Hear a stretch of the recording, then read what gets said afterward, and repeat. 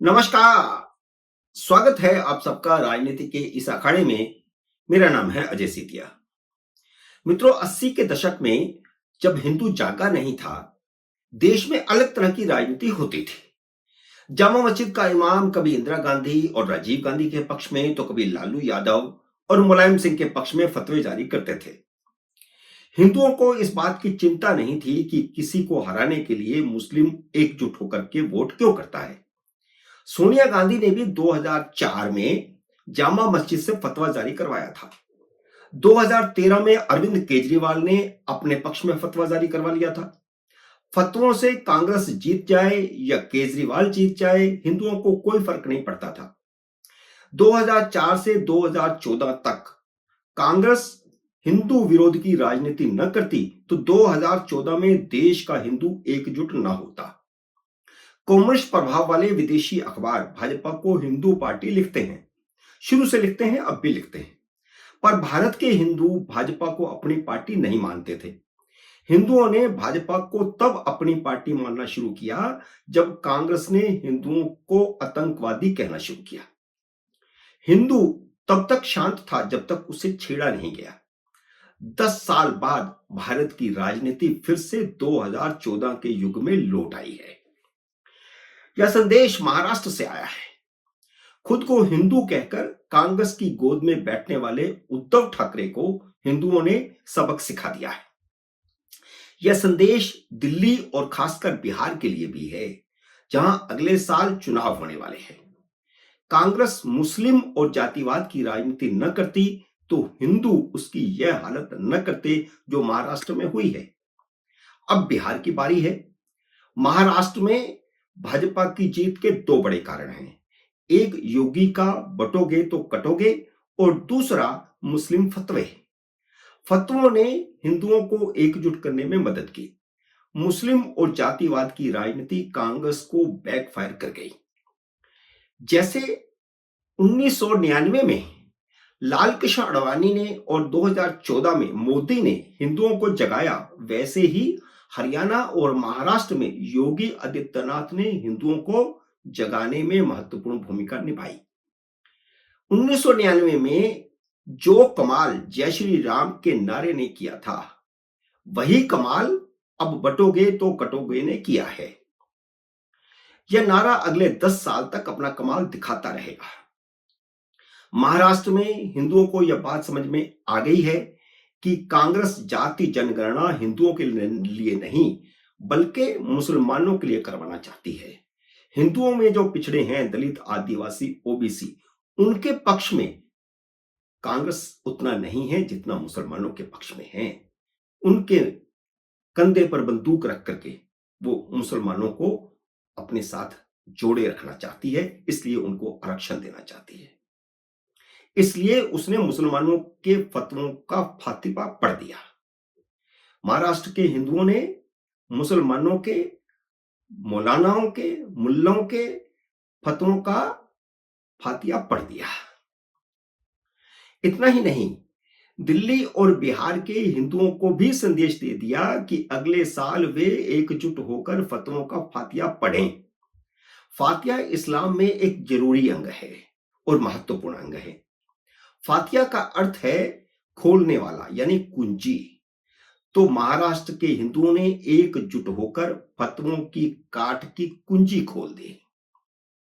फातिया हिंदू धर्म के विरोध में है, यह जानना बहुत जरूरी है, जो शब्द का मैं इस्तेमाल कर रहा हूं।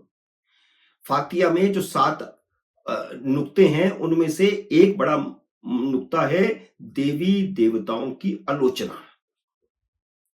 हिंदू भी मानता है कि ईश्वर एक है, लेकिन वह देवी देवता की मूर्ति में अपना ईश्वर देखता है। और हिंदुओं में तो बहुत देवी देवता हैं, तो हर देवी देवता को अपना ईश्वर मानने का हिंदुओं को अधिकार है और वे हिंदू ऐसा करते हैं, और इसी की आलोचना इस्लाम करता है। फातिया अक्सर कब्र पर या मजार पर पढ़ा जाता है, तो हिंदुओं ने वोटिंग मशीन को फतवों की मजार बना दिया। फतवों से हिंदुओं को यह बात समझ में आ गई कि राहुल गांधी वह काम करना चाहते हैं जो नेहरू, इंदिरा और राजीव गांधी नहीं कर सके और नहीं करना चाहते थे। यह काम है देश में जातीय जनगणना करवाकर मुसलमानों को आरक्षण देना। राहुल गांधी हिंदुओं को संविधान, लोकतंत्र और आरक्षण के नाम पर भड़का रहे थे। लोकसभा चुनाव में उत्तर प्रदेश और महाराष्ट्र में काठ की हांडी चढ़ गई। इन दोनों राज्यों में भाजपा को जो धक्का लगा है, अगर वह धक्का नहीं लगता तो निश्चित रूप से भाजपा की सीटें 300 से पार ही होती और एनडीए गठबंधन 400 के आसपास होता। लेकिन राहुल गांधी को किसी ने यह नहीं बताया कि काठ की हांडी एक बार चढ़ती है और उसके बाद वो फूट जाती है। जब उन्हें जलेबी का धर्म नहीं पता तो काठ का धर्म कहां से पता होगा। वह उसी काठ की हांडी को महाराष्ट्र में दोबारा चढ़ा रहे थे। वह पूरी तरह एक्सपोज हो चुके हैं। इसलिए लोकसभा के बाद हुए चारों विधानसभा चुनावों में हरियाणा, जम्मू कश्मीर, महाराष्ट्र और झारखंड में कांग्रेस की सीटें घट गई। हर प्रदेश में कांग्रेस की सीटें घटी हैं। उत्तर प्रदेश और राजस्थान में भी हिंदुओं ने 2014 वाले तेवर दिखा दिए हैं। हिंदुओं ने बता दिया है कि लोकसभा चुनाव में उससे गलती हो गई थी। राजस्थान में भी, उत्तर प्रदेश में भी और महाराष्ट्र में भी। अब सवाल खड़ा होता है कि बटोगे तो कटोगे। जब महाराष्ट्र में चला तो झारखंड में क्यों नहीं चला? यह एक महत्वपूर्ण मुद्दा अब देश के सामने खड़ा होता है। झारखंड में भाजपा की हार शुद्ध राजनीतिक कारणों से हुई है। भाजपा ने अपनी शैली से चुनाव लड़ा होता तो यह स्थिति नहीं होती, वह निश्चित रूप से जीतती।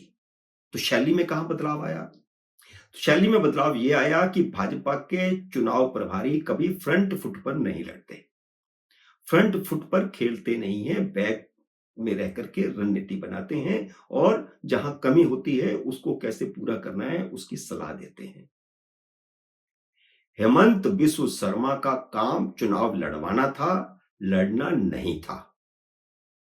सामने फ्रंट पे स्थानीय नेता ही रहने चाहिए थे, लेकिन उन्होंने फ्रंट फुट पर खेलकर वोटरों को भड़का दिया।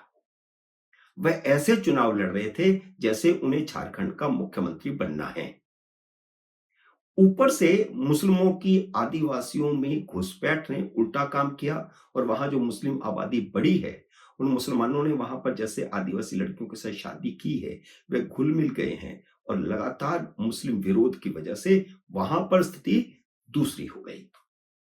इसके अलावा अगर महाराष्ट्र में महिलाओं के खाते में पैसा डालने की महत्वपूर्ण भूमिका थी तो झारखंड में भी उसी ने ही काम किया, क्योंकि चुनावों के दौरान ही, चुनावों से पहले, बिल्कुल पहले हेमंत बिस्व शर्मा ने महिलाओं के खाते में पैसा डाल दिया, जिसकी भाजपा ने चुनाव आयोग को शिकायत भी की थी। मित्रों, उम्मीद है मेरा ये वीडियो आपको पसंद आया होगा। इसे लाइक और शेयर कीजिए। अगर आपने मेरे यूट्यूब चैनल को अब तक सब्सक्राइब नहीं किया तो कृपया सब्सक्राइब करके अपना आशीर्वाद दीजिए। जल्दी मिलते हैं अगले वीडियो में किसी अन्य विषय के साथ। तब तक नमस्कार।